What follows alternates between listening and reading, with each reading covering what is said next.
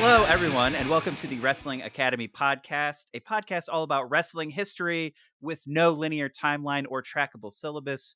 So if you're a lifelong fan or you're brand new, this is the podcast for you. I am your Headmaster Michael Classic. And I am Samee Freakin Junio, the Homecoming King, here at Wrestling Academy. If you're watching us on YouTube, thank you. If you're not watching us on YouTube, go over there and follow us at Wrestling Academy Pod, because after 1,000 of you subscribe to our YouTube channel, I will put Michael through a damn table. That's right. I've signed a hold harmless agreement, and whatever happens to me after we hit 1,000 followers, that's not on anybody but me. You know, I'm putting my body on the line because I want to. I think it'll be funny, and here's the thing, and this is kind of this. Yes. I think this might make me insane. I don't think it's gonna hurt that bad. That's what I decided this week. Good. I'm glad that you're moving forward with that frame of mind, so you won't be scared or back out when the time comes, because it will come soon. Go to youtube.com/@WrestlingAcademyPod and help us prove Michael right. Or wrong. I could be dead wrong. That'll be fun too. Let's But prove him right. Let's prove yeah, you right. we'll prove me right. How about that?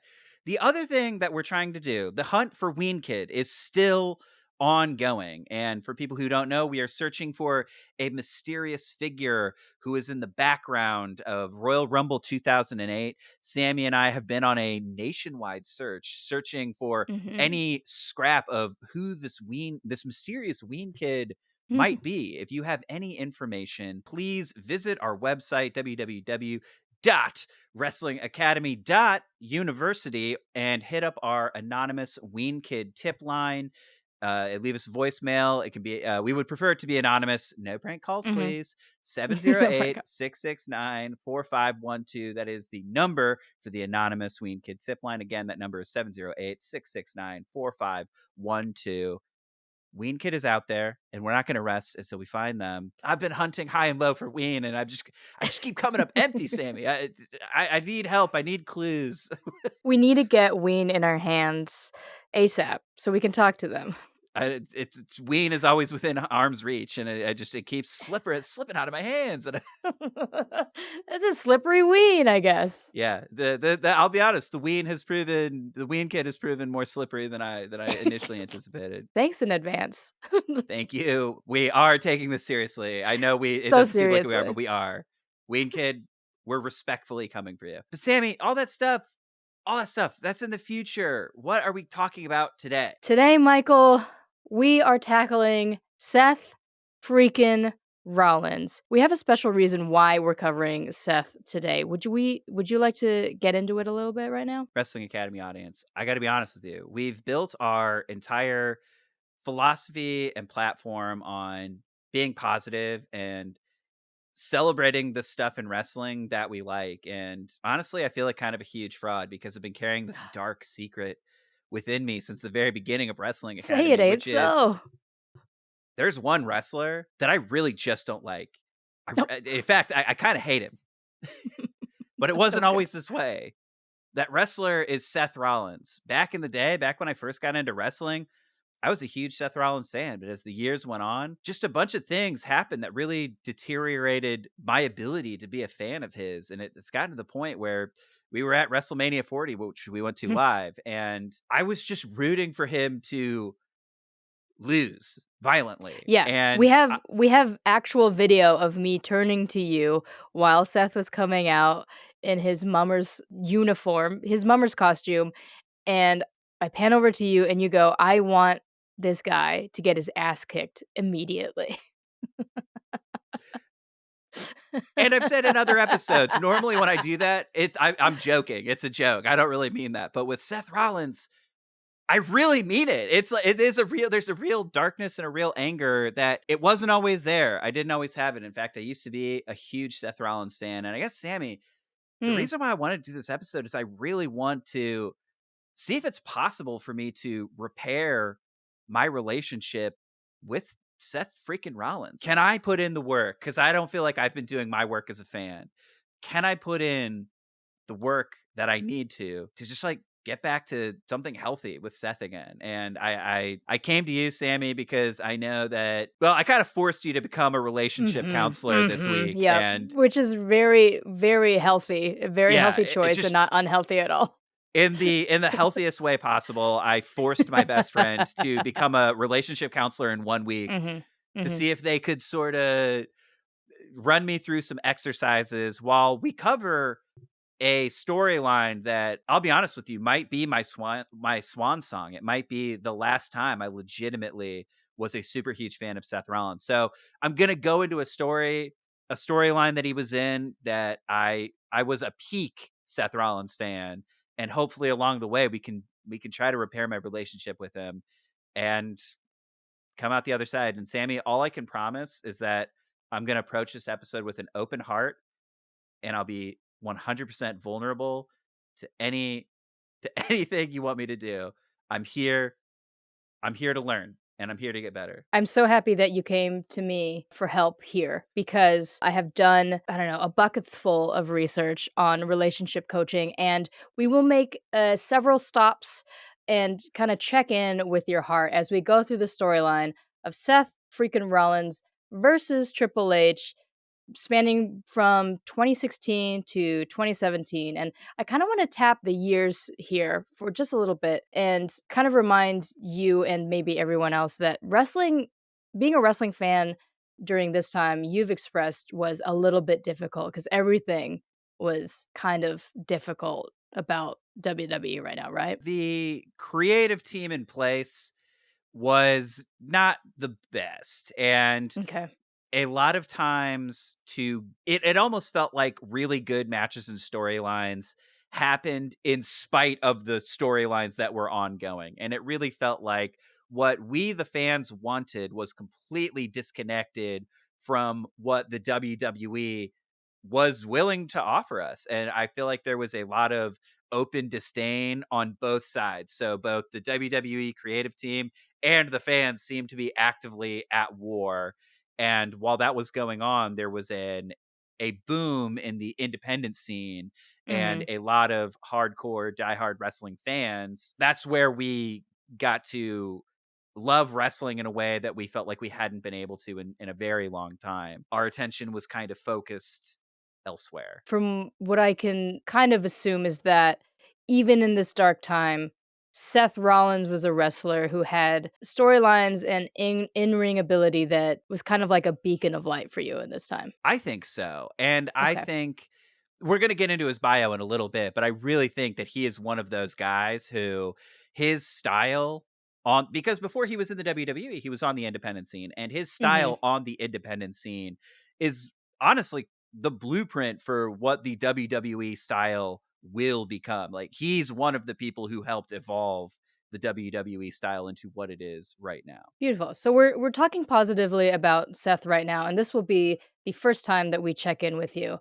What did you love about Seth? And I guess you already just described his style. So what did you love about Seth? Maybe give us three points. I think what I loved the most about Seth Rollins was his in-ring ability is pretty much unmatched. I think he is one of, if not the greatest in-ring talent in the WWE. I think he Well, sets a high bar, and he's one of those people. I think if we go back to our Kenny Omega and Okada episode, I think mhm. in a lot of ways Seth Rollins is kind of like Okada, where he's so consistently good that you really take it for granted after a while of just Mm. how good and how solid Seth Rollins is. I think what I also liked about him was his character was so conniving in a way that is just unbelievable. So I mean, he was the architect. Like, we'll get into it, but the amount of betrayal that was in his past is in character is absolutely insane. And And you love that, right? I thought that was awesome. I thought that was so cool Okay. where, yeah, you would just see him do really backstabby, conniving stuff and then be like, "And he's good in the ring? Holy crap."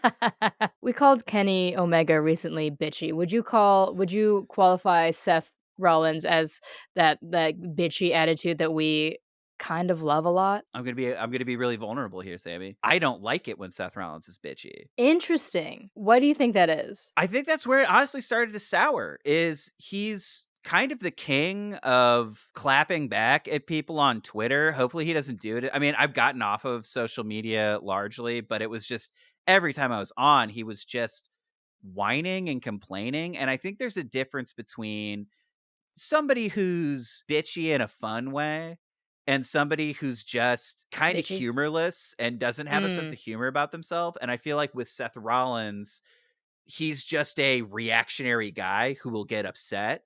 Whereas I think people who are bitchy are more in control of how they come across, and I they're see. not letting things get under their skin. Whereas I think everything gets under Seth Rollins' skin for real. Okay, so we're veering a little to the negative. So let's bring us back to your favorite Seth Rollins slash Tyler Black slash Gix match. Do you Oh, have a definitely. favorite Seth Rollins match? The one that immediately jumped to mind was there was just a random episode of Monday Night Raw in 2018. I believe it is February 19th, 2018. That we're just in the doldrums of WWE storytelling, and nothing was going on. And then Seth Rollins basically decides to put in a 65-minute Iron Man gauntlet match performance where he Wow. goes at 7 people back to back to back to back to back. So he Oh is in the god. ring working his ass off for over an hour straight on Monday Night Raw TV. So this isn't for a pay-per-view. This isn't for anything. This is just, I honestly think this was him just showing that he could do it to a certain extent, because this was kind of when my relationship with him was getting very rocky, because he was just Mm, so reactionary about stuff that was happening in New Japan and on the indies. And he would get on Twitter and basically be like, we have the better roster, and I don't understand why people aren't saying that we're the best. And it was one of those things where it's like, as soon as you start playing that game, you kind of lose, I think, because, sure. and so I think what he did was he was just like, I could talk about it or I could just kind of prove it. And so when he went out there and proved it, he proved it because he's really good. And so it was just one of those things where he dropped in. For a regular day at work. Yeah, Monday Night Raw, 3 hour show. A third of that was Seth Rollins. That's wild. That's wild. That's so wild. So the next thing that we're gonna do here, Michael, is I read on the internet where all doctors learn all of their stuff, is that you need to make meaningful eye contact with Okay. someone that you're, kind of repairing things with. So what I'm gonna do is share my screen Okay. and have you look at this picture of Seth for 30 seconds straight. Okay. All right. Sammy's kind of zooming in on the nipples a little bit. I don't know if that's necessary.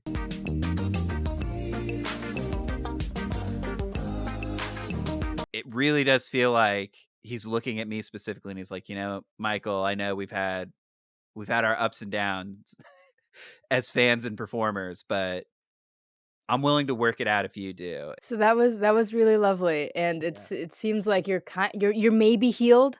For the listeners, I showed Michael a picture of Seth in trunks. He's fresh to the WWE, and he has his two-tone blonde and black hair. He still has the beard, mustache, goatee combo, and we'll share a picture of this on or a link to this picture in the description of the podcast. If you also want to make 30 to 45 seconds of meaningful eye contact with the same picture that Michael did. Are you ready, Michael, to get into the bio of Seth Freakin Absolutely. Rollins?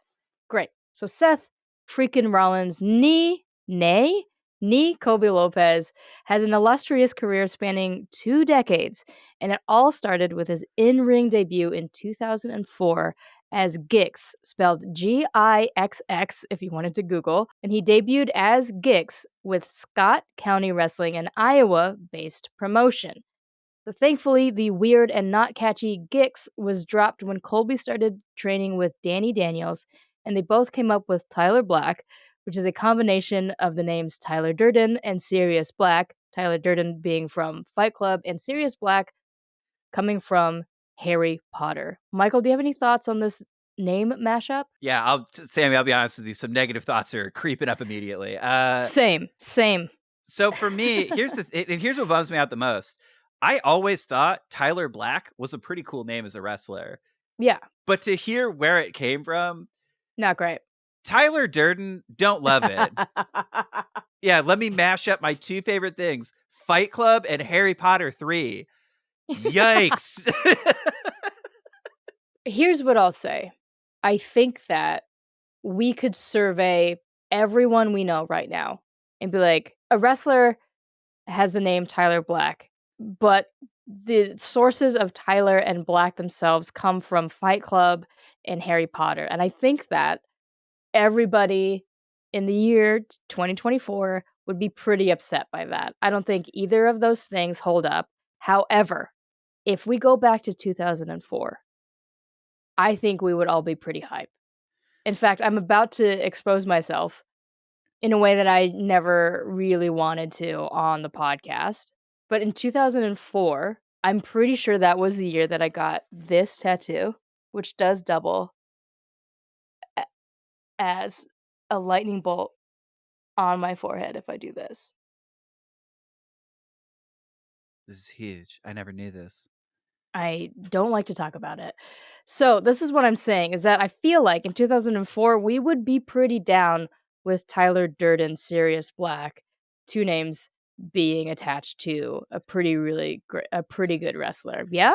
I guess so, but so Sammy, you're telling me if I went back to 2004 and debuted my wrestling character, Meatloaf Snape, do you think how do you think that would go over? During his 6 years on the independent circuit, Tyler wrestled at Independent Wrestling Association Mid-South, or IWA, the NWA Midwest, TNA, Full Impact Pro, or FIP, PWG, which we've mentioned before, and Ring of Honor, which we've mentioned before as well. The two main ones that'll really stand out for that list are PWG, Pro Wrestling Guerrilla, and Ring of Honor. Mhm. Those were the cream of the crop wrestling promotions back in when wrestling was way underground. It feels like those were the two promotions that the best of the best trained at. A lot of the people who are huge fans of today and are big wrestling stars today really cut their teeth at Pro Wrestling Guerrilla and Ring of Honor. Ring of Honor has it's AEW's version of NXT, Yeah. kind of, where Yeah. they put people in Ring of Honor to give them a little more time, a little more seasoning, a little more freedom, but it is under the AEW umbrella, but it didn't used to be. Right, it kind of felt like it was just like a televised place where the best of the indie scene were able to be wrestle on TV. So, I did take a little stop at Ring of Honor and I randomly decided to watch Tyler Black versus Samoa Joe at Ring of Honor Rising Above in 2008. I don't have a full breakdown of it, but it is super rad and available on YouTube in full. So please check it out because I think we've established that I'm a big fan of Samoa Joe. He's great, and it's one of those things. I don't know if you felt this way when you were watching this match, Sammy, Mm, but do you see what I mean when you're watching Tyler Black and Samoa Joe? These guys were the top of the indie scene. So what they were yeah. doing at the time was pretty revolutionary, I would say. And when you were watching this, did you get that feeling that, oh, these guys are generational talents? Could you see that? Or what was your main takeaway from watching this match? It felt different in a good way. Like watching them was like, okay, there's just some intricacies of how they move and what they're doing that felt different. So, yeah, I mean even though I'm watching wrestling now as a new person, it does seem very modern, even though it was in 2008.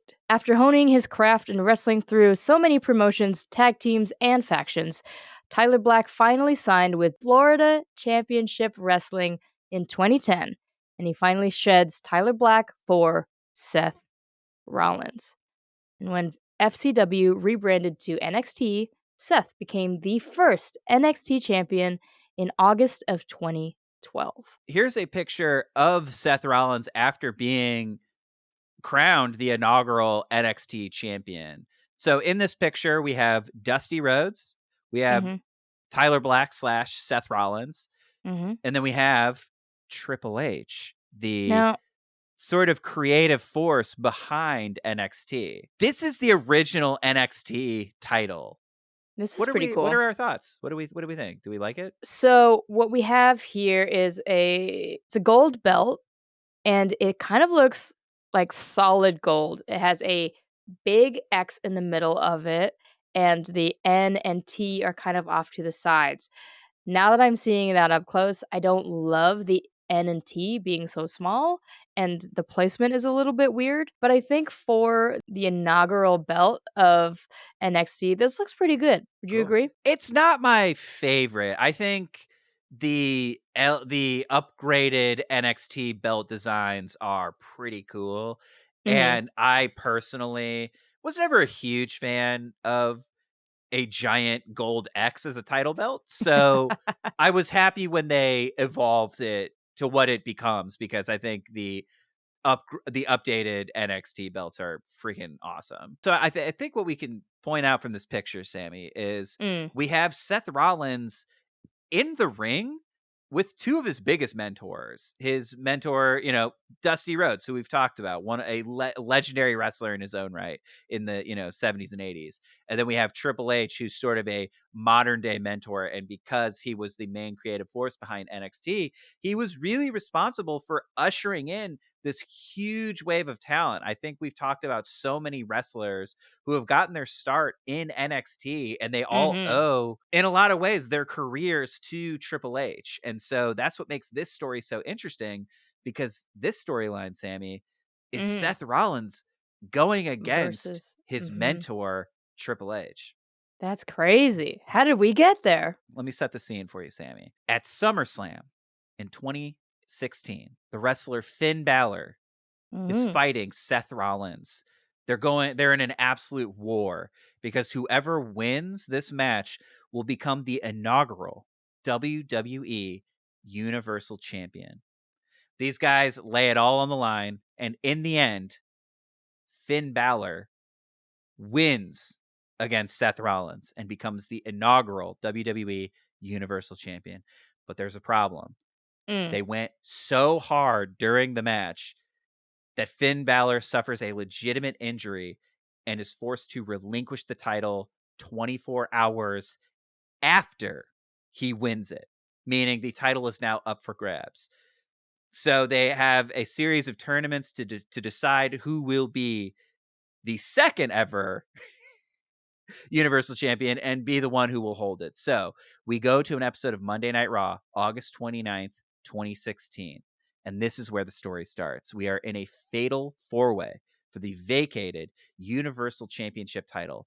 In this match, we have Kevin Owens versus Seth Rollins versus Roman Reigns versus Big Cass. And so I think the main thing to keep in mind about a fatal four-way match is Mm. because it's a fatal four-way, traditional rules like hitting people with weapons or outside interference, that's totally cool because you can't win via disqualification. It's pretty much only a pinfall or a submission. So if somebody wants to get in and break the rules and cheat a little bit, that's totally okay. It's frowned upon, but it's okay. So Sammy, how did you enjoy this match when you saw it? There are only a few wrestlers who hype up the audience and have like a call and response. So right now we have like LA Knight. Yeah, we've got Jay Uso yeeting. But back in 2016, we had Big Cass. Are you familiar with Big Cass's entrance at all or his hype man slash tag team partner? Yeah. Because it's pretty Yes. wild. It's pretty So wild. so what, Sammy, you're talking about Enzo Amore and Uh Big huh. Cass, Yeah. and they are a I honestly, they are their own episode because this is Yeah. truly, you have never seen a rise and fall like this. Oh, really? Oh yeah, oh yeah, Oh, dude. no. So this Oh, is when they are no. at the highest of highs. These guys are straight up bulletproof. And I think a lot of that in what you're talking about, this we're in sort of the dark ages of WWE creative at this time. And I do think that Enzo Amore and Big Cass have that audience connection that we Yeah. have in abundance now, but at the time we didn't have a ton of. And so they really were able to tap into the energy with the crowd. So what happens is they're playing like New Jersey mafia Yeah. music, Mhm. and they come out, and this guy Enzo Amore, Sammy, how would you describe him fashion wise? Oh, as as much light blue denim as anyone could muster, and then bleach yellow blonde hair, like highlighter Yeah. yellow. And this was when we're now getting into that SoundCloud era rapper where he's just covered in tattoos. So he's got a Sure. ton of tattoos. He looks like a Gucci store threw up on him. And then you've got Big Fuck. Cass, who is this huge dude standing behind him. And so you've got this guy who does this like weird back and forth rocking horse dance. So he's doing Mm. that, and he's like, oh God, what is it? My name is Enzo Amore.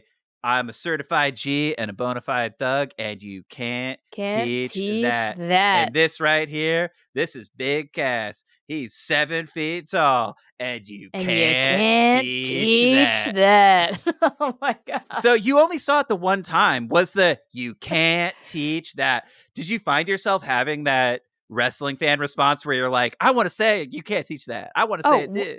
I mean, you were just doing it, and I wanted to do it so badly. It was truly just intoxicating, and I really loved it, and that is maybe my favorite part of this of this match. Sure. So okay. So here's what's crazy is these guys don't factor into the story at all, but they had such a this is the stranglehold they had on the WWE at the time. They have little to do. They have like fuck all to do with this match, but they're so locked in that Sammy was sort of like, I know I'm supposed to be paying attention to this, but who are these two guys right here? Like, Like, I think that's great. I love I that. really couldn't focus, and they unfortunately were Big Cass was the first person knocked out of this fatal four-way, unfortunately, after 9 minutes, and, eventually Seth and Roman find their way in the ring because Kevin takes a little bit of time to himself to recover. Much like podcasts when I listen to them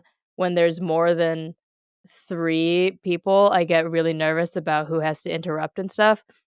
And so the fact that the fatal four-way is down to 2 at the moment, you can kinda see these Seth and Roman just purely go at each other, and there's so much animosity, and you can really, really feel it, and they start just, like, power bombing each other, and not necessarily the literal power bomb, but they just start going at each other as heavy-handed with at full strength at each other. And at one point, Seth springboards and he accidentally goes straight into Roman's fist.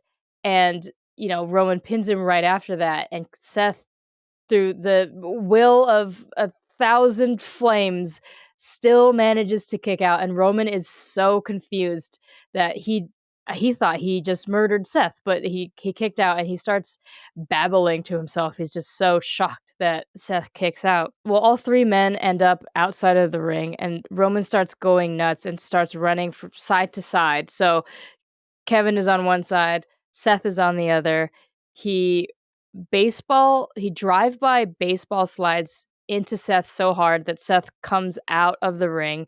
He sprints over to the other side where KO is, and he Superman punches KO, and he runs all the way back over to Seth and spears Seth. And we think that the match is over then, until we see a bald eagle in a blue pinstripe suit ascend into the ring, and Triple H kicks Roman in the guts, and he pedigrees him. So he pours both Roman and Seth back into the ring so Seth can pin Roman and eliminate him from the fatal four-way. But Triple H is not done yet. He goes and gathers KO, and he rolls him back into the ring, and he walks towards Seth while taking his jacket off, and he's giving Seth a face that looks like, "All right, buddy, let's go cause some mischief. Like, stand up, get on your 2 feet. Let's go. Let's go take care of some business." And they both walk towards Kevin, who is crumpled in the corner still. And Triple H gets to Kevin first, and it looks like he's setting him up for a pedigree. But in the blink of an eye, he kicks Seth and gets him into a pedigree. Triple H makes super meaningful eye contact with KO and nods to him before jumping up into the air to administer the highest pedigree I have ever seen yet. Kevin is left in disbelief, and Triple H rips the Universal Championship title out of General Manager Mick Foley's hands and shoves it into Kevin's hands. KO Mania is truly now upon us. Seth, unfortunately, stays on the ground during all of this because he is battered, bruised, and mega betrayed. And I remember watching this live. How'd it go? It was shocking. Yeah? Because it was one of those things where Triple H was he was his mentor. Seth was his golden boy. He would do just about anything to ensure that Seth Rollins would win. So for him to almost cut bait on Seth Rollins and betray him, absolutely nobody saw it coming, and it was Mm, absolutely wild. And it was one of those things where it came out of nowhere. But if you really peel back the layers, I don't think it actually came as out of nowhere as you might think. And to get into mm, why that is, let's go back in time a little bit. So let's sure. talk about Seth Rollins, The Shield, and Triple H. So when we talk about The Shield, I'm going to try to be as brief as possible because The Shield is so cool that they absolutely deserve their own episode. But basically, Mhm, they are a 3-person team made up of Roman Reigns, Dean Ambrose, who is now known as John Moxley in AEW, and the third member was Seth Rollins. And these names should sound super familiar to you because these guys have been at the top of the game literally their entire careers since they debuted. And the way they debuted was in the hottest 3-person group in modern memory.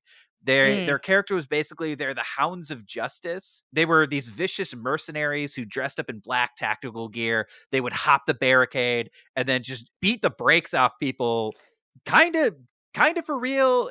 There's a thing in wrestling called working stiff where you're doing the wrestling moves, but you're laying it on pretty thick to the point where it hurts a lot more than it's supposed to. Obviously in mm. wrestling, you're supposed to protect people, but if you're wrestling stiff, you're a little more full contact than Right, you're going into you business for might be. yourself. And let's just say that the Hounds of Justice, they were working pretty stiff to make sure people fell in line with them. They basically dominated the WWE from their debut in 2012 all the way until their shocking breakup in 2014. See, the Shield had originally been working as henchmen for this group called the Authority. And the Authority started off as Triple H and his wife Stephanie McMahon were an on-screen power couple where that called the Authority, and they were basically corporate greed, succession, mind games, very puppet masters pulling the strings. And Sammy, this might harken back to our very first episode where we talked about a faction called the Corporation, which Mhm. had Stephanie McMahon's father. This is very much the 2014 version of the Corporation, where they were I see. the on-screen authority figures who would kind of put their thumb on the scales to make the outcome go whichever way they wanted. So it started as just Triple H and Stephanie, but then it sort of ballooned out to incorporate a lot of different members of people who have pledged their allegiance to the Authority. And the Shield, because they were mercenaries, were originally brought in to do the dirty work of the Authority. And Mm, eventually, the Shield turns on the Authority and starts feuding with Triple H directly. And they get under Triple H's skin so much, he revives one of his old factions called Evolution. So that's Randy Orton, that's mhm, Batista. And so mhm. he resurrects his old faction to go into a 3-on-3 elimination match against the Shield at Payback 2014. So he's basically like, you guys went against me. I've assembled my old group and we're going to take you down. But that's not what happened, Sammy. So Oh, Payback 2014, the Shield does basically a clean sweep of Evolution. So they knock out every single member of Evolution, and no one in the Shield gets taken out at all. So the oh, Shield damn. is a complete united front. The next night on Raw, Triple H says he's not done with the Shield. He wants them gone. But there's a problem. member of Evolution, Dave Batista, he doesn't have anything to do with this. So he quits the Shield. He quits WWE. This has Wow. nothing to do with the fact that he's becoming a movie star. Absolutely no. He's just so sick No, of no, this no, shit of with the course Shield. not. So he bails. He fully bails, and now it looks like Triple H. He's screwed. He's got nothing he could do. But he says that there's always a plan B. And when he says that, all three members of the Shield are standing in the ring, and you see Seth Rollins is behind everybody, and he raises a chair and he hits Roman Reigns in the back and he lays him out. And Seth Rollins has aligned himself with Triple H, Stephanie McMahon. He's become their like go-to guy, their number one boy.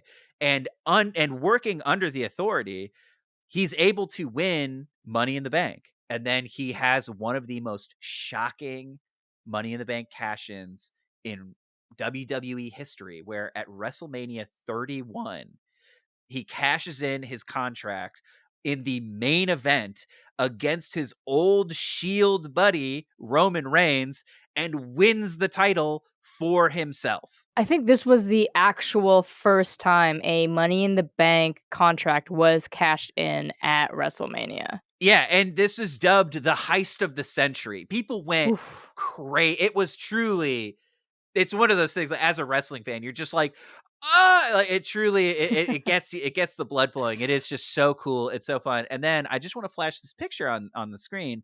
This is a picture of Seth Rollins. He's won his first major championship. We're backstage. This is him. And who's he hugging? His mentor, Triple H.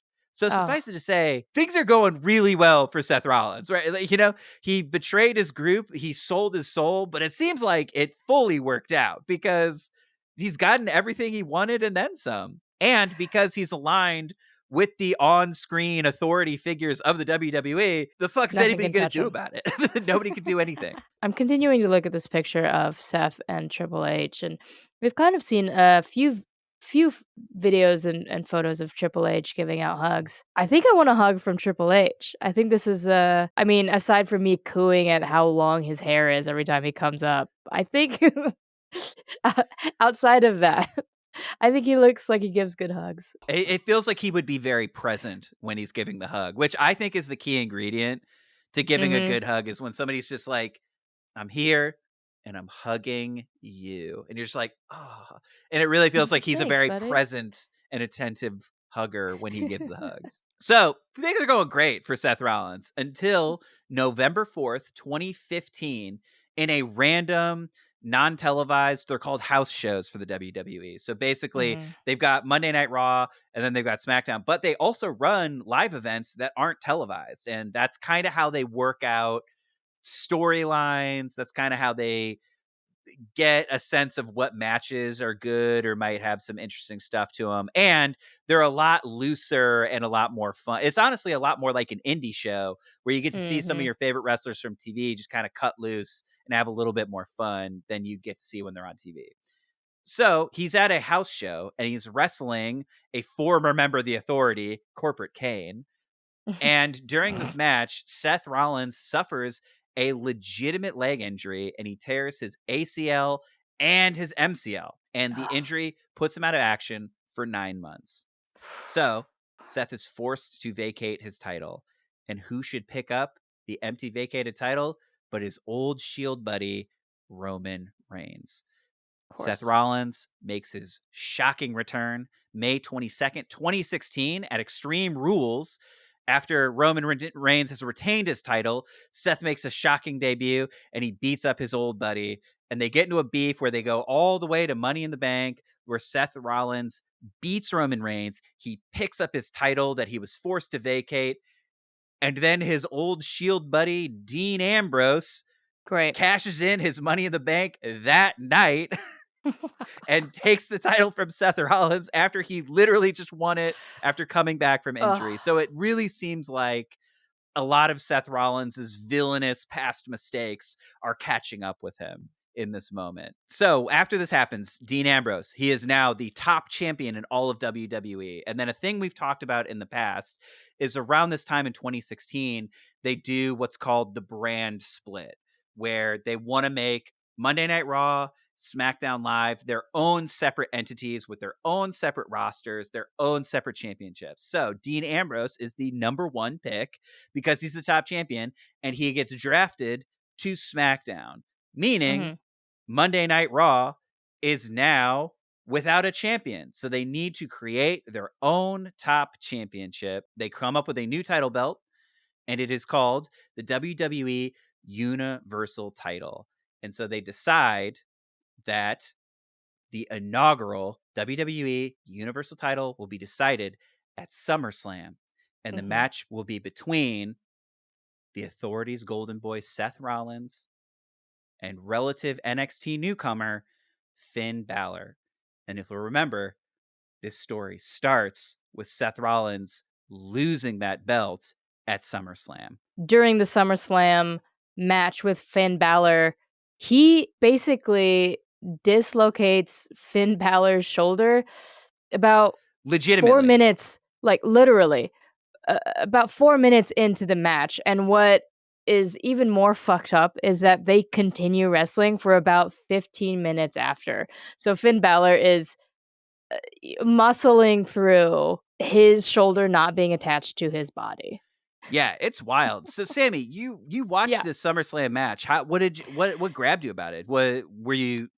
How did it feel to see a lot of these people who are so well established in their careers as young bucks who were hungry to get to the top to become the inaugural Universal Champion? Yeah, it was really exciting. In recent times, we usually just see Finn with the Judgment Day or in the tag team with Damian Priest. So to see him solo was really fun, and to see him as his character, the Demon King, was really fun. I said it earlier, like it was intoxicating. His entrance is really, spooky and demonic. I mean, obviously I don't love the fabric dreads that come with the Demon King. However, like I love how creepy he is. He's like crawling. He's more demon than man. And one thing I did notice, which kind of gave me a little tickle, is that his theme music at the time sounds a little bit like the Succession theme. It goes boom, boom. But yeah, I really do love the Demon King presentation here and probably elsewhere. This is just the only time that I've seen him. But yeah, as I mentioned, his shoulder gets dislocated in the first 4 minutes, where I sought out the moment because I'm a little bit of a sick freak. And Seth basically he power bombs Finn into a barricade, and like you can see that Finn has 100% landed wrong. And what's even more unfortunate is that Finn, invited his family to fly in from Ireland to see him win this championship, but then also get injured and then have to immediately vacate the title. And then there's one move that Seth does. It's called a small package driver, which basically he like crumples you up and then jumps up and goes down into the mat with you. And I was so, excited by this move that I looked it up on YouTube just so that I could make sure to share it with everybody. And the small package driver video that I found, it is Tyler Black doing the small package driver. So I thought that it was like a fun little roundabout thing. Yeah, the small package driver turns out has been in his arsenal all along. As we said, in this match, Finn Balor gets hurt. So with Finn hurt, a new champion needs to be crowned, and Triple H is left with a choice. Does he help out his protege, Seth Rollins, or does he take a chance on Kevin Owens? We'll just go through these next few episodes of Raw in a condensed way. So basically, nobody knows why Triple H did what he did, and he doesn't show up on Raw for months. And now Kevin Owens has a title. Seth is fucking miserable and pissed off about it, and he continues to kind of shout and confront Mick Foley, who is the general manager at the time, and the commissioner of Raw, who is Stephanie McMahon. And so you can kind of see like Stephanie is confused as well. She's hurt as well. She's like, I don't know what Hunter was doing. I wasn't part of the plan. And this is as wild to me as it is to you. Mick Foley's like, he even pulls Stephanie aside and he's like, I feel like a fool, Stephanie. What did you pull with Triple H? This is really foolish. And there are moments where Mick is like, passionately kind of coming at Stephanie, which is an incredibly new side to Mick Foley that I haven't seen before. So it was very, very interesting. But there's an event called Clash of the Champions, which is going to be Raw's first exclusive premium live event. And Clash of the Champions, Seth and Kevin Owens are set to have a match at Clash of Champions. Basically like it's a proper challenge, because I think with Seth sort of hanging in the wind and Kevin Owens as the champion, I think it's sort of he's done everything in his power to work his way into, let me have a legitimate match against Kevin Owens and let me see if I can win this championship legitimately. I think that's kind of the chip that's now on Seth Rollins' shoulders. We still haven't seen Triple H. And in the week before Clash of Champions, Seth has continued to badger Stephanie. And at this point, she kind of has a breaking point. So she's finally, giving Seth some receipts. And she's like, oh, well, I don't know the reasons why Triple H did the betrayal that he did to you, but let's see. You lost the WWE Heavyweight Championship and he went with Dean Ambrose to SmackDown. You lost to Finn Balor at SummerSlam. And so maybe Triple H is pissed off at you for all of these losses after we've put you under our wing in the authority and you really haven't shown up for work, Seth. I don't understand why you're maybe confused, because I don't know the actual reason, but I can see that there are definitely reasons why Triple H would be mad at you. And Seth, continues to badger. Stephanie is like, oh, he's threatening her all of the time at this point. So after a little bit more, Stephanie finally starts being the menace that we know her to be. So she's like, don't you threaten me, Seth. I didn't know what Hunter was going to do, but right now, by the way you're speaking to me, I wish that I did. Do I think Kevin Owens is the right person to be the WWE Universal Champion? Yes, I do. Do I think Kevin Owens is the right person to lead Monday Night Raw against SmackDown Live? I do. And do I think Kevin Owens has replaced Seth Rollins as the man? Yes, I do. And so she's just tearing Seth down. And he's just such a stubborn guy. He believes he's the one. He believes he has a right to this title. And so he stubbornly just goes through more Raw and Clash of the Champions with that chip on the shoulder that you mentioned. So Seth does lose at Clash of the Champions, but it's because at some point the official is knocked out. He gets the upper hand and pins Kevin pretty hard to the point where the audience is able to count out 20. They count to 20 before Stephanie comes in with a new official. And then that new official, their arrival is so distracting that Seth gets distracted and Kevin Owens takes the win. This is what's so interesting here is this is the kind of stuff that when Seth Rollins was under the protection of the authority, these are the kinds of ways that he would be able to lose and sort of put his thumb on the scale. But it now feels like the full force of the authority is working against him. And so this stretch of time really does feel like Seth Rollins has to get a taste of his own medicine. He has to know what it feels like to be continually screwed over. And I don't know, I just find this very relatable to, I think we've all been in situations where you were in a good thing and then for whatever reason the other party just instantly soured on you. And then you Mm-hmm. find yourself on the outside and there's just kind of nothing you can do to change their mind. And I do feel like that is a relatable thing where, let's be honest, Seth Rollins is out here all alone and everybody sort of has an ally who's going up against him. It seems like everybody's teamed up, and because Seth Rollins has proven himself to be such a conniving backstabber that everyone's like, well, I Like, don't no, want to have thank anything you. to do with this guy. And he's like, no, trust me, please.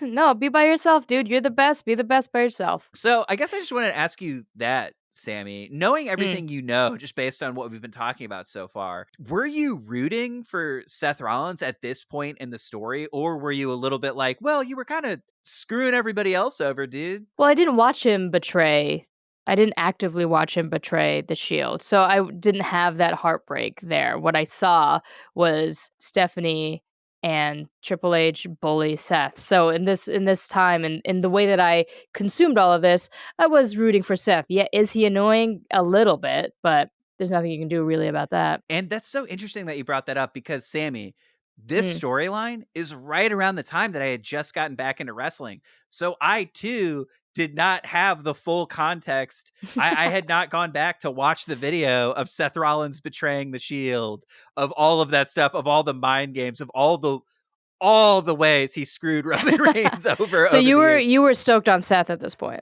Yeah, at the time I was like, what is Stephanie McMahon's deal? Like, give my guy a break. And even having that thing of just like, okay, he screwed up, but like, give him a break. And then when you go back and look at what screwed up meant, you're like, oh no, he in character, he was a piece of shit. Yeah. He was the worst. Yeah, he just betrayed everybody and then he teamed up with the bad guys who, oops, surprise, are bad guys. Yeah, then they turned on him and he's just like, wait, Me? what? I've been betrayed. you know? Like, yeah, dude. So I think going back with that full because revisiting the story, I now have the full context, and what I think I'm able to see now Mm, is in a lot of ways this is helping Seth Rollins wash his hands of his past behavior because he's mm. experiencing what he did, and so you could see it not feel great, and you could see the frustration build, and you can see it start to peel the layers away. And I think we're starting to get a more raw, a more real Seth Rollins, which I kind of like. Oh, that's nice. Very good. Well, speaking of Raw, let's go to the September 26th, 2016 episode of Raw that followed Clash of Champions because in a WWE.com exclusive clip, after the match where Stephanie brought in a new official, we see her storm into the backstage area and into a limo. We finally see a glimpse of Triple H, and he goes, "How did it go?" And she goes, "It went great." And they close the door and then drive off. Mick Foley confronts her backstage on this episode of Raw, and he's just like, "Dude, what are you doing? You're making me look like a fool. I don't understand what you're doing." And, Stephanie's fully on her gaslighting villain bullshit. She's like, "I'm not doing anything. It's totally fine." And then she turns on Mick so quickly that it scared me a little bit because then she starts like being like, "Well, where were you? It took me a long time to get to the official. Where were you? That's actually your job. You're the general manager. What were you doing? Are you not doing your job? Well, this is very awkward because, oh, I'm the person who's in charge of firing people who aren't doing their jobs. Interesting, Mick. Very interesting."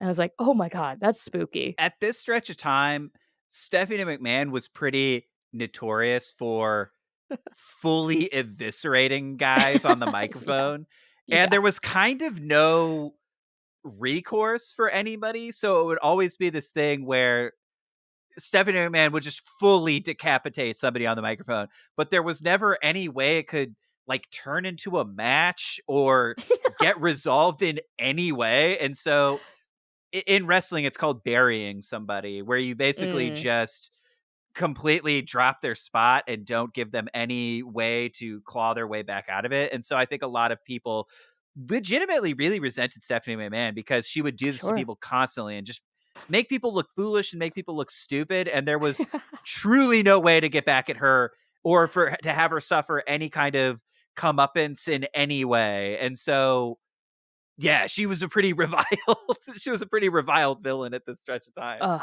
It was very spooky to see to just hear how easily she turned on him. All right, so we're gonna fast forward from September all the way to December, but I'll mention that on October 30th, there is a Hell in a Cell match between Seth and Kevin Owens, and On Monday Night Raw, October 17th, 2016, Seth Rollins calls Chris Jericho a sparkle crotch. So I think to yes, Sparkle Crouch, very important plot detail for this storyline. But I think the important thing is, after being betrayed by Triple H, beating Kevin Owens, winning the title is just like on his mind. He cannot, like, for months. It's been 4 or 5 months. He's gone to multiple pay-per-views. He's gone after Kevin Owens, and every step of the way, he's had allies in Stephanie McMahon, the Authority, and his friend Chris Jericho. He's always been able to slither past Seth Rollins, who, because of the choices he made, he's learning about the consequences of those, and he's just been hung out to dry. And I really think that it's starting to eat away at him. And I think Mhm. by the time we get to December 5th, 2016, he realizes that he's not actually mad at Kevin Owens. He's Mm-mm. mad at the person who betrayed him. And so he starts Monday Night Raw, December 5th, 2016, with a pretty shocking promo, honestly, Mhm. where he's just like, look, I know that this has kind of been bubbling under the surface, but let me just flat out say it. I want Triple H. I want to fight Triple H. And I think he lays out, he sort of owns up to not the best apology, but I think if your character was sort of a remorseless sociopath who betrayed everybody, I think he, as much as his character could allow, was sort of like, I made choices and I learned about consequences. But Triple H made choices too, and so he's trying to, it really had that energy of like, I cheated on you, but you cheated on me. You know what I mean? Where you're just like, you both cheated. You're Yeah. both bad. Yeah, fair. So there's a little bit of that. And so Seth Rollins lays out his plan. And basically, his plan is that he's been trying to get at Triple H for months. And he hasn't been able to do it. He hasn't been able to get Triple H to even acknowledge that he exists, pretty much. And so his plan is basically, if I can get the title from Kevin Owens, I will then force the issue, and Triple H will have no choice but to deal with me. And so that is what he decides to do, which of course pisses Kevin Owens off, because I think Oh, Kevin yeah. Owens this entire time has been like, hey man, I'm the champion and I can't do my championship shit because you're always around. Yeah. But I think at this point, Seth Rollins really starts to shift his focus squarely on Triple H. So the day after Christmas, December 2016, Seth Rollins comes out. Yeah, everyone's in the Christmas spirit except for him. He's being a real Grinch, and he's basically talking about Oh my how god. he goes nuts on this promo. He goes absolutely wild. Yeah, he asked Stephanie if she got her husband everything he wanted, including his manhood. That is truly some Attitude Era BS happening. But Yeah. I just always think it's that, as an insult, has always made me laugh, of just being like, "Will she have your balls? Does she have your balls in her purse?" And you're like, what does that even mean? I've never understood what it means, but I've always just thought it was so funny. So he goes at Triple H incredibly hard. But again, Triple H not acknowledging him at all. And so he's Not just even had showing no up. Triple H. He hasn't even been seen except for in the margins, getting out of cars, not anything. Like he has not been face to face with Seth Rollins for what, 5 months at this point, and Yeah. Seth Rollins has not been able to stop bringing up Triple H. He is so angry, he's so obsessed, and so he's basically directly insulting Triple H's wife, disrespecting her. Like, just it feels like he's trying to get a reaction out of him, and then Triple H still does not show up. So then a month later, we are at NXT Takeover San Antonio. Oh my, NXT? Question mark? NXT, the developmental brand, which, as we've said, is sort of Triple H's baby. He is behind the scenes. He's not on screen. He's not a character. He is basically Paul Levesque, the businessman, who is trying to Ollie. train the next generation of wrestlers. So this is not storyline. This is not anything. And he has helped grow this developmental brand and usher in the next generation of wrestlers. So his brand, NXT, has their own events, and they're called takeovers. And so Mhm. at one of these takeovers, It's just like it's a regular show, regular night, and we're at the commentary booth, and they're sort of recapping the action that they've seen so far, and then out of nowhere, you hear just like completely breaking up the flow of the show. It comes at a really weird, inopportune time, and everybody's super confused. But you just hear from the crowd, "This is called Takeover, right? Well, I'm about to take over," and then you see that Seth Rollins has hopped the barricade, and he's just in Mhm. a hoodie and jeans, and he's calling out Triple H. He's like, "You have been ducking me for months, so I am now. I'm at your job. Like, come and talk to me because we're gonna have it out." I got goosebumps. I watched this live, and Oh, you did watch this I live? watched this live. I was Bury the lead. completely. They got me hook, line, and sinker. I was so surprised. I was so why like going back and checking this out for the first time. How did this grab you? This was wild. This was some, like, desperate for I don't know, this was a desperation move, like, showing up to somebody's work. This has happened to me before, and the one and only time somebody tried to slap me in public, and it's crazy. It's wild. It is a wild reaction, and there's something kind of rabid about when somebody gets to the point that they're storming into your work and, like, demanding you to come out, and Seth was not different, yeah. I think Seth plays it perfectly because you look at him, he's shaking, and his Very, yeah. words, even when he's giving a promo, he's usually pretty put together, but this really does have that feeling like it's from the heart. And so he's shaking, and he's basically like, I don't know, he worked up the courage to do something fucking crazy. And then he sort of was like, I got way further than I thought I was going to be able Like, to. "Oh, And so he's like, shit." you wronged me. Like, and so he's fully gone nuts. After all this time, after months, Mhm, mhm, Triple H steps out at the top of the ramp, and they mhm. have from 40 feet away, have this stare down where Triple H kind of has this look. He takes one step towards Seth Rollins, who immediately is like ripping off his gear. He's ready to go. He's down to just jeans and his honestly, like, pretty killer physique. I He mean, had like yeah, a he's just a six pack top and guy. jeans, dude. He's the top guy. Yeah, this stare down that happens while Seth is, operating on pure adrenaline, and Triple H is just, like, coolly staring him down in a suit, and Seth is, like, half naked. Felt a little sexually charged, I'm not gonna lie about it. Yeah, this really had it. There was a 50 Shades of Grey power struggle happening here, where Seth Rollins, he's down to his jeans, he's ready to fight, and then you just see Triple H kind of effortlessly look to the side, and then a bunch of security guards come out. And then they Oof. look at him, and then Triple H just walks away. He doesn't signal anybody to do anything. And then all of the security guards come down to the ring, and Seth Rollins is going crazy. He's like, you guys don't want to do this. They get in the ring, and then he fights off 3 security guards. He starts battling his way up the ramp. Uh-huh. Like 5 more security guards come rushing down. They take him. They finally manage to take him down. And honestly, the part here that is pretty wild to me Mm. is Seth Rollins specifically has had at least 2 incidents I can think of off the top of my head where a fan was so pissed off at Seth Rollins, they hopped the barricade and tried to physically attack him, That's and he wild. had to fight them off in character. For me, a little bit going back and rewatching this, I did have an element of, ooh, getting a taste of your own medicine yet again, Seth, where it's like, so many people are trying to hop the barricade to physically fight you, and here you are I hopping the see what you're saying. barricade yet again. You're the crazy fan now. We're a little high on Seth's fervor right now. So let me check in with you. Tell me 3 things that you like about Seth right now. I think I appreciate just his raw passion. Mm. He is feeling so passionate, and he has been so wronged. Thought it Wait, you know was what? oh, go I'm for gonna it. do something. I'm gonna do something wild right now. Okay.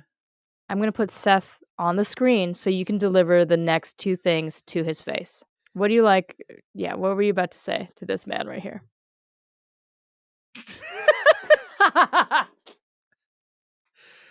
I'll be honest with you, Sammy. This immediately made it hard, but I'm gonna try. You got this. Seth, I thought it was pretty cool how you beat up like 8 security guards. Thought that was awesome. And you wearing exclusively Blackcraft Cult merchandise is way cooler than the clothes you wear now. He looked really cool in fucking jeans and a hoodie, and I'm really upset at how cool he looked. I was like, "Damn, this is what everybody in comedy wants to look as cool as, but just can't do it." I know, this is how I feel. What it flashed it up on the screen of, this is how I feel. This is what I feel like when I wear a hoodie, and that is not Mhm. what I look like. Look, it turns out the secret to looking cool in a hoodie and jeans is having a fucking six-pack underneath that, and I don't Yeah, appreciate that, honestly. if you're fucking ripped, wearing a hoodie and jeans, pretty cool around the house look.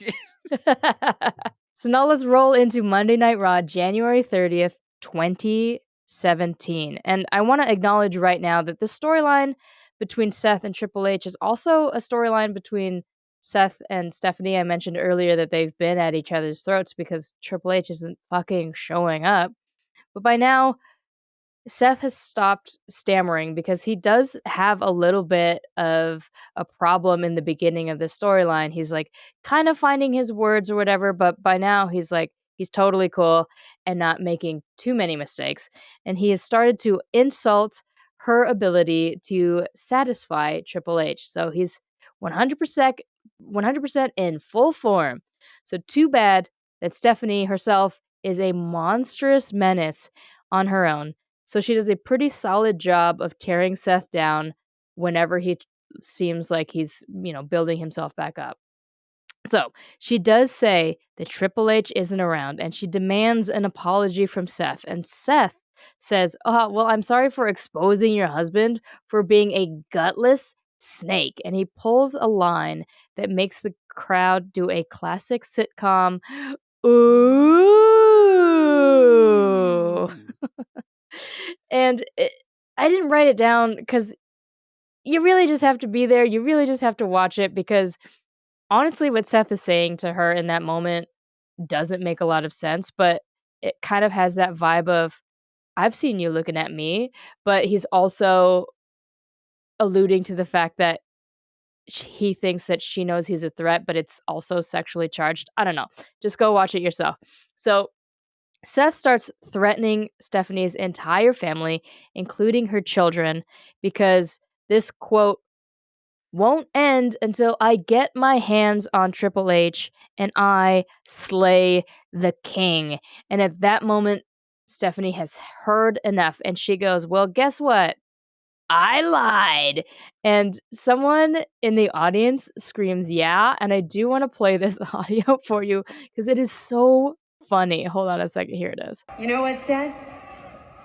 I lied. Triple H is on his way to this. The one person goes, yeah. Just the one authority stand in the crowd being like, yes, betray Seth. 100%.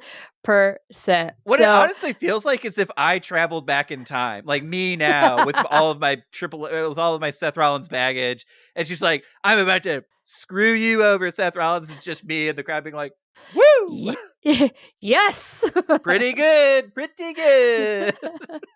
So Triple H is on his fucking way to the arena. Better watch out, Seth. And when he gets there, Mm. he cuts just such a delicious theatrical villain promo, and it's so Mhm. good. It's so layered, and it's just one of those Yeah. things where this is why Triple H is on my Mount Rushmore of greatest wrestlers of all time, because he really has a lot to answer for. He has not been present on WWE, but has been a major phantom looming over this entire story. Crazy.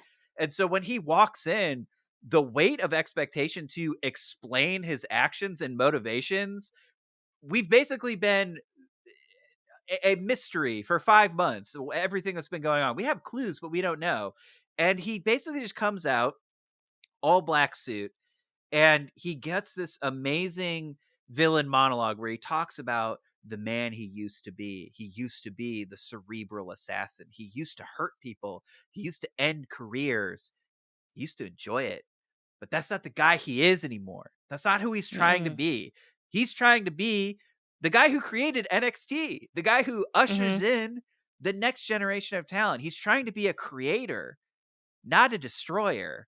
And then he turns his sights squarely on Seth Rollins, and it really, in this Mhm. one like 5-minute promo, Triple H just fully is like, oh, Seth Rollins thought he was fighting this guy man to man, and it truly is.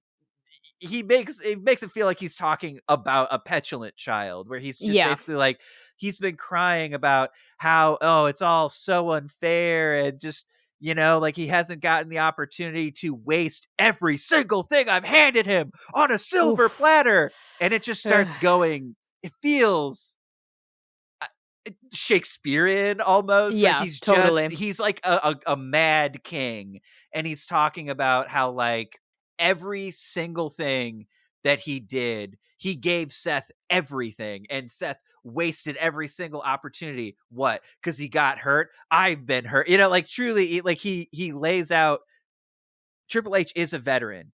Everything that's happened to Seth Rollins happened to Triple H too. And his whole thing is Mhm. basically like, but I didn't whine about it like you did. Like, we gave you everything and it wasn't good enough. And he is just, dude, he is just like destroying Seth Rollins. It is one of those Yeah. things where there's a debate going on right now about the Attitude Era, and how I think some fans maybe have a rose-colored glasses approach to it. But I don't know, dude. When you see these generational talents like Triple H, where it's like, this dude is not an active competitor anymore. He is fully transitioned out into being like a businessman. They bring him Mhm. back in for one night, and he cuts this Oh. wicked promo, like this Yeah. Yeah. brutal, intense promo. And you're like, this guy's the fucking GOAT. What are you talking about? Like, this is Yeah. crazy. And it just truly, to me, was like, blew Seth Rollins away, where it's like, I was rooting for Seth Rollins, and then you Until get then. like, I'm a legend, man. Who are you? Yeah. And you're like, oh yeah, I guess, man, he declared himself a Kingslayer, but it just feels so impotent now that a guy who The truly King is of acting like Kings. a king is in this ring. You know what I mean? It's like, he's truly owning the space, and you can also feel the like anger pulling at him to become the cerebral assassin again. And so you can see him, he's Mhm. like, I'm trying not to be that guy. I show up every single day and I put on this stupid tie and I try to put it behind me. And you're just sort of like, oh, he's like poking the Shit. bear. The reason Triple H hasn't been around is because he would kill him. Yeah. You know what I Yeah, he's, mean? like, It's just trying like, to contain a literal bear, and that's why he's not showing up. It's like, "Yeah, you called me into this now. Now you have to deal with me, okay?" and I Like, think he's oof. basically like, and then he showed up to my work. That's Yeah. crazy. Like, that's insane. So I'm Yeah. here. It's 2 days after that happened. 2 days later, he shows up. He's like, "Well, I'm here now." And so basically, Seth Rollins comes out and he's like, okay, he finally gets to have this face to face. He's on his way down to the ring, where he gets blindsided by Samoa Joe. That's right. Triple H, ever the cerebral assassin, is like, I'm not getting my hands dirty. I've just brought in my enforcer, who also is an NXT guy who you have a little bit of history with, Samoa Joe, Oh and my he's going to choke you gosh. the fuck out, which Samoa Joe does. Samoa Joe brutalizes Seth Rollins. Yep. And then this is where things get dicey, because during the course of this scripted beatdown, Seth Rollins injures and tears his MCL again, Again. Oh my god. meaning the dream match that we've been building to this entire time, Triple H versus Seth Rollins, might not happen because Seth Rollins is legitimately injured. And Seth, Yeah. he's gone for months. So this happens in January. We don't see him again for a month. And then they just have like a status update of like, they have a sit down interview where they're basically like, hey, Seth, how are you doing? And he basically is like, it's going better than I hoped, but the injury is a little worse than the doctors initially said. Basically, he's got 3 months to make it to Mania, and he's going to do everything in his power to recover from tearing his MCL, to be able to fight Triple H at WrestleMania. So that's crazy. that's a thing that as many annoying tweets as Seth Rollins makes, as many shoot interviews he has, as many crazy outfits that he wears that I just can't stand, what I will always give Seth Rollins credit on is this guy will always work his ass off. He tore his MCL, and all he wants to do is get to WrestleMania. So he's legitimately rehabilitating himself. And that's exactly what he did at WrestleMania 40, which we went to live. We went to He live. he was injured and was basically still on TV. CM Punk, he got injured, was basically off TV. Seth Rollins had to carry the championship the entire time he was injured, still do 3 matches over the course of 2 days. That's crazy. Drew McIntyre's right. I think Seth is addicted to this. Absolutely. And I think you could look at that as a fault, but that's one of those things is like, as a fan, he's always going to have my respect for being like, I saw him put in the work. I saw him get injured. And I saw, like, I've seen so many, and I'm not saying it's right to work injured. And I'm not saying people should, but I'm just saying you see people suffer injuries and then they have to go away for 7. It happened to Seth Rollins in 2015. Tore his ACL and his MCL. He was gone for 9 months. But this time he was like, I'm injured and I'm going to try to work through it. So there was a real life tension on this match because we weren't even sure that it was going to happen. In the intervening months, I think Triple H starts to get more actively involved where he'll show up, he'll do interviews, and he's basically just taking pot shots at Seth Rollins, making fun of him for being like, yeah, I guess this is going to be the second WrestleMania he's going to have to miss in a row because he's too injured, and is like really just making fun of him for legitimately being hurt. And he's just like throwing salt in the wound. He's twisting the knife. He is being such a bastard, which is what we love about Triple H. He's consistently an asshole. 100%. So everything is culminating, right? So it's been about 2 months at this point. The storyline becomes Seth Rollins is not medically cleared for this match at WrestleMania, meaning it can't happen. But Seth Rollins is like, no, I need to do this. So Triple H is basically like, I'm willing to, but it's going to be an unsanctioned match. You have to sign a hold harmless agreement, meaning whatever happens to you is on you. And so Seth Rollins, bravely, foolishly, mix of both, is like, all right, I accept. And they get into this like crazy contract signing where he hobbles in on a crutch. And then during the course of it, Triple H pushes the table. So it just hits Seth in his like injured leg. He goes, Triple H picks up the crutch and then just starts whacking him in the leg with his own crutch. And then you see Seth Rollins have to like battle his way out. He grabs the crutch on his own and then he is then able to push Triple H out of the ring, and he's holding the space and he's got his bent crutch and he's all fucked up. And then that's so funny. They are heading in to WrestleMania 33, April 2nd, 2017. Seth Rollins versus his mentor, Triple H, in an unsanctioned street fight. Anything goes. Samee, how did this match grab you? Triple H's entrance, I don't know, this is definitely not the only time he's ridden in on a motorcycle, tricycle, right? This is like the 3rd, 4th, 5th time that he's entering on one of those. As he approaches middle / advanced age, he's gotten way more into being a biker, motorcycles. Sure. He's a motorhead, that kind of stuff. And so he shows up to WrestleMania 33 on a gigantic 3-wheel motorcycle with like a full police escort, which I was just like, that's how you know this guy's a villain, dude. This is what gets me about the WrestleMania entrance on a vehicle. Like, you think it looks cool, but by 2017, Triple H should have already known that these entrances are actually pretty anticlimactic because the ramp can only be so long. And what the fuck are you gonna do? Once you reach the end, like somebody has to awkwardly drive it around and then back up the ramp while you're making your way in. Ridiculous. That is my favorite part too, because Triple H had to do this, but Undertaker, when he went through his biker phase, which we'll definitely get into later, but Undertaker during his biker phase, he always had to do this thing where he would just gun it down the ramp. So it'd be like, and you were just like, oh, whoa, badass. And then you would have to watch him like break almost immediately and then kind of walk it all the way around the ring gingerly. Like it's just too small to maneuver. And he has to be like, That's so stupid. to then park it back. So Triple H, he has to like look badass. He guns it down the ramp.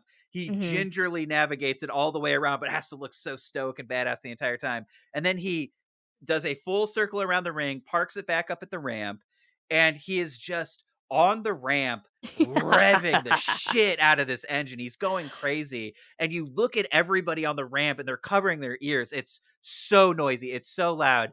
And dude, after we find Ween Kid, we need to put out a search for this person, because if you look at WrestleMania 33 on the entrance ramp, while Triple H is revving the shit out of his motorcycle, it is so loud. Everybody around has hands on their ears except for one woman, and she is just staring at Triple H like this.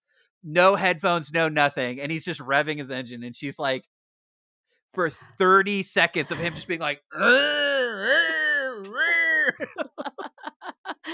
I mean, absolutely, like, she's just sort of like is awestruck by him. Honestly, to be 100% honest, I would be the same. I would look the exact same if Triple H was 4 to 5 feet in front of me, revving the engine on a tricycle. I think as Triple H gets older, he loves to incorporate Stephanie, his wife, into his entrances. And so she is just so stoked to be on the back of this 3-wheel motorcycle in biker-esque gear with him. And I think in this life, that's all I'm ever searching for, is someone who will commit to doing a couple's costume the way that Stephanie McMahon does with her husband. I think that's admirable. And frankly, I wish that for everyone. I want everybody to experience that. They need a Stephanie McMahon of their own. I've seen Stephanie accompany Triple H to the ring a handful of times by now. And this one in particular does feel, especially during the entrance, feel like a sex game. Like Stephanie accompanying Triple H to the ring, watching him wrestle, yelling, coaching him from the sidelines. And you can kind of tell she looks, maybe you'll cut this, maybe you won't, but she looks wet for a lot of this match. I'll be honest with you, dude. Me too, bro. I get it. Oh, my husband is beating a dude with his own crutch. Oh my! Bring out the smelling salts. That's my man doing that. So that was our man, Triple H, entering the ring at WrestleMania 33. And we cut now to Seth Rollins, not freaking yet, and he's dressed in all gold this time, which I think looked pretty cool. And in addition to his gold ring gear, he is holding a gold torch that is on fire. And I fucking loved this dude. He touched the torch to the ground on the ramp, and the ramp turns into this LED like flame path, and it goes from the ramp to the ring, and everything is this LED digital fire. And I mean, maybe it's lame because it's not real fire, but I was really enamored by this. I thought it was pretty cool, and there was a pretty strict edict of no pyro or fireworks or anything at this stretch of time. So obviously it would have been enhanced with a little bit of fire, and I feel like if we were to get an entrance like that now, they would be able to safely incorporate some of those. But I think for the creative caps at the time, I thought it was pretty awesome. And I also really liked he had the gold jumpsuit, but it had elements of armor to it. So he's got like a chest plate, and he's got it almost feels like chainmail on the sides of his pants. It looked really cool. I thought the outfit really worked for me. And obviously what he's going for is he's trying to be the Kingslayer. So Samee, how does it go with him trying to slay the king? Once the match starts, Seth immediately unleashes a billion punches onto Triple H, and he drop kicks Triple H so hard with so much momentum that he himself, Seth Rollins, almost flips over from impacting Triple H so hard. But unfortunately, Triple H finds a chair and starts breaking Seth's body with it. And I haven't heard a chair shot this loud in a long time. I also haven't seen, and this is just disconnect the fact that I called it a sex game already between Triple H and Stephanie, but I don't think I've ever seen anybody wield a metal chair, a steel chair as sexy as Triple H. He's very casual with it, I guess, but there's this one point where he kind of releases the chair after hitting Seth really hard with it, and it just like flings off. And Triple H is like, okay, no problem. There are So, other chairs. Sammy, I know Yep. you're supposed to psychoanalyze me, but Uh-huh. I'm kind of noticing a pattern, and I'd like to psychoanalyze you a little bit. Dog, I am out in the open. There is no analysis to be made. It's pretty obvious. Because I was gonna say, psychologically, it seems Mm, like you wanna bang Triple H. 100%. That has never been a secret. You know, maybe you're just seeing sex where just regular interactions are happening, or Nah, I implore perhaps any listener to look and tell me that Stephanie isn't like juiced up during this. juiced up. Oh my! I've never heard that in my life, dude. So, aside from my huge crush on Triple H, it is really good to watch him wrestling right now. We've missed him a little bit. He's our favorite big bastard. Because Seth's knees are famously forever injured, Triple H is absolutely ripping at it with all of the force in the world and for the whole time with brutal tunnel vision. And things don't look good for Seth in the first 10 minutes of this match. It's just very obvious that Triple H is way too powerful to be slain by Seth Rollins. And so what we have here also is a match between two of the best sellers in WWE. So Seth sends Triple H over the top rope, and Triple H flips over so many times that it looks like the guy in Titanic when he hits the propeller. Do you remember that scene? He's just like, Yeah, so Seth just regularly sends Triple H over the top rope, and then this son of a bitch somersaults 16 times before hitting the ground. yeah. And I think Seth Rollins is absolutely doing some so there's a thing in wrestling where it's selling, right? So you're Mhm. selling that the move is hurting you. Then there's a thing called overselling, which I think Mhm. Seth Rollins and Triple H are great at. And Just kings so of it's it. where you go a little bit above and beyond. And if you do it too much, it looks corny. But if you do it just right, it makes the person you're fighting look super strong. So they are both overselling for each other. There's this point where Triple H goes for a DDT on one of those announce tables, and Seth Oh. Rollins hits and somehow slides. He basically moonwalks on his own head and then lands back. It's the craziest thing I've ever seen. And you watch it, and you're just like, oh!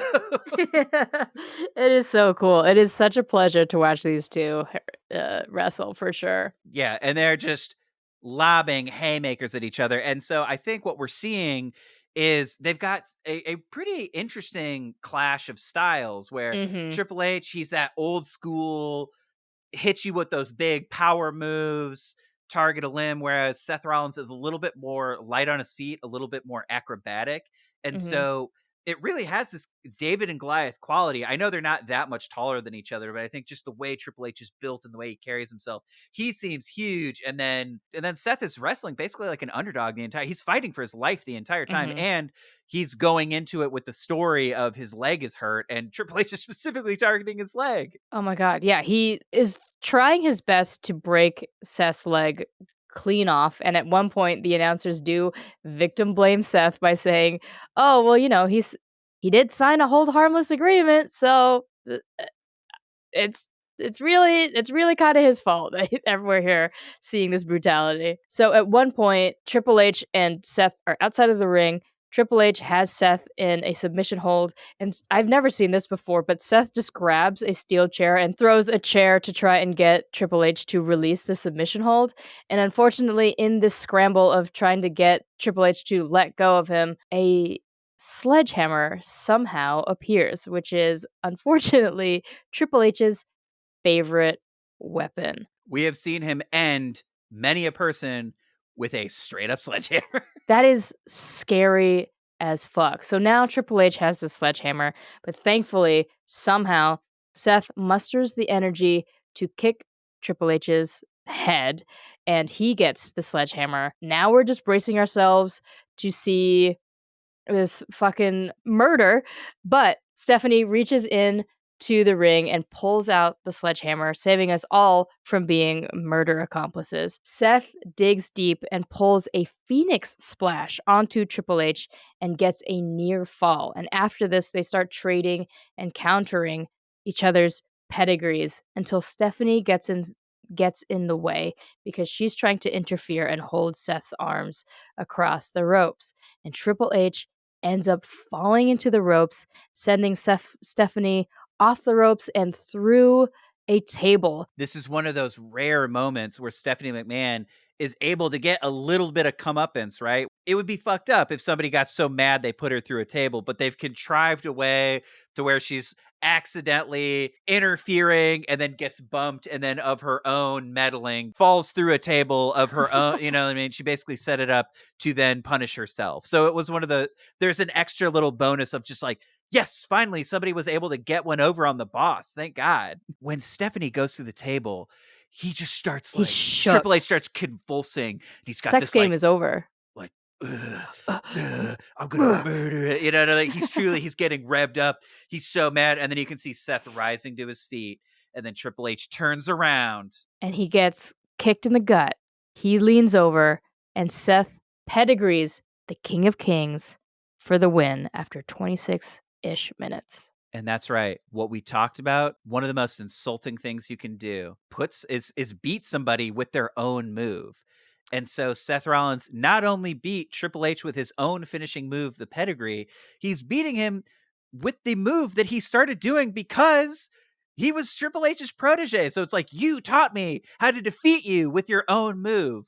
And finally, Seth Rollins becomes the Kingslayer and is able to finally shake off this weight of betrayal that's been haunting him since literally 2014. 3 years. 3 years this has been haunting him. Oh my gosh, that is a long time to have a grudge, said the Scorpio. How are you feeling, Michael? How are you feeling about the Kingslayer? I am checking in. This is an official check-in on you and Seth Rollins. How are you feeling right now about Seth?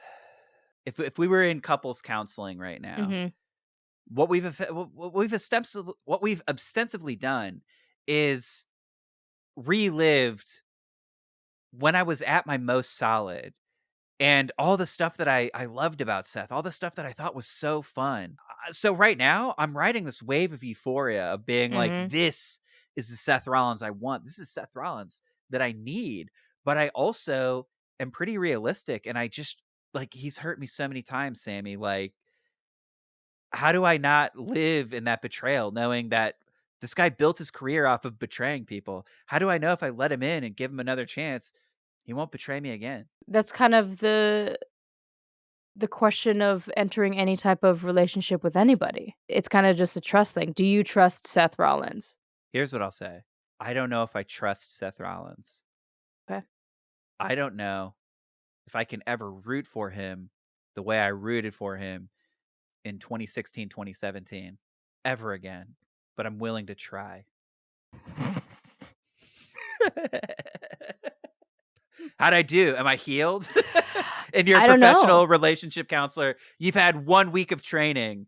How do you feel your first relationship counseling went? I think that we did some good work here in recalling the things that you like about Seth Rollins. I think that truly your connection with Seth has been so tainted and mangled that how you're feeling right now, on mic or off mic, is the best that you'll feel about Seth Rollins forever. And that's okay. That is okay. But Samee, Yeah. that was our Seth Rollins episode. We tried desperately to repair my relationship with him. We talked about his run becoming the Kingslayer. What were your major takeaways? How did you feel getting into it? This All dude of my bullshit aside, how did you feel getting into this? Seth is an incredible, incredible wrestler. I really enjoyed stepping through some of WWE's dark age where it is a little bit tricky, but the storyline was pretty interesting. I really enjoyed seeing Kevin Owens wrestle and Kevin Owens wrestle Seth Rollins. I feel like they challenged each other really, really well. Going back in and experiencing the storyline was one of those things where I feel like Seth Rollins's greatest strength is when he tries to prove people wrong in the ring. You Mhm. know, I think where it starts to fall apart is every time he tries to verbally express that he's the best, because I think it can come off cocky, it can come off ungrateful, it can come off grating, it can come off it can come off a bunch of different ways. But you know what's really hard to refute? Watching somebody just knock it out of the park. Yeah. And I agree with you. I do think if you're somebody like Seth Rollins, it's got to be incredibly frustrating to hit it out of the park so consistently that people don't even realize that you're hitting it out of the park half the times that you are. That's got to be annoying. And so I think on some level, it probably would get really frustrating. But I think jumping back into peak Seth Rollins, there was just an air of hunger that I've missed in the Seth Rollins character, and it just felt so Mm. good to tap back in and to be like, "Oh, I really liked the Seth Rollins who was totally down to be like, let's have a match about it. Let me show you why I'm the best." I think that's amazing. I think that's really great. It was nice to just be in a storyline where every step of the way I found myself going, "Hell yeah, Seth, I hope you win this." And that's just not a feeling I've had in a very long time, truthfully. So it Sure. really did feel nice to be like, I have those feelings within me as a fan still, but it was nice to be like, oh, I'm not being unreasonable. That I can always tap into places and see moments where he's capable of doing things that I like and root for. And I think that's the best you can do for any wrestler, of just being like, oh, I'm able to find you in a moment where you shine and you're somebody that I root for, even if I don't have that same connection at the moment. I'm hoping that one day we'll be able to find some kind of common ground where he does something cool that I like again, I hope so too. because he's got the tools. So we just want to thank you for listening to Wrestling Academy, hosted, produced, and edited by me, Michael Classic, and you, Samee Junio. You can follow us on Instagram, TikTok, and YouTube at Wrestling Academy Pod. You can send us an email at wrestlingacademypod@gmail.com. Follow, rate, and leave a positive review wherever you get your podcasts, but check out Spotify where we have Q&As or polls for every episode. And please, if you have any information on Ween Kid, go to our website at wrestlingacademy.university to send in an anonymous tip or call the Ween Kid tip line and leave us a voicemail at 708-669-4512. And if you're watching us on YouTube, don't be shy and leave us a comment. We like interacting with you and talking about what you just saw or anything that pops up for you when you're watching us over on the YouTubes. Okay, Michael, classes dismissed.